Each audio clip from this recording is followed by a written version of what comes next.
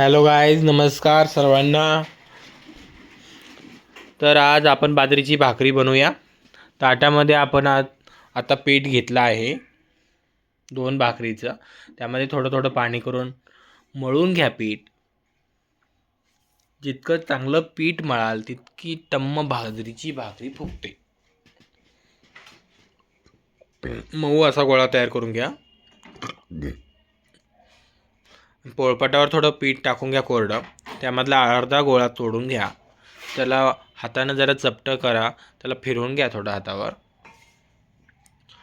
आणि नंतर त्या पिठावर ठेवून द्या आणि थोडं वरून पीठ टाका, जेणेकरून तुमच्या हाताला चिटकणार नाही तो गोळा, ते पीठ.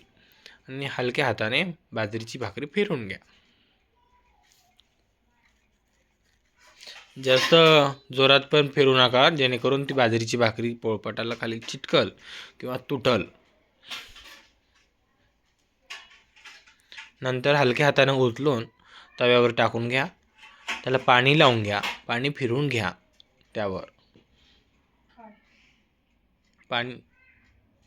आणि नंतर पाणी सुकल्यानंतर बाजरीची भाकरी पलटून घ्या.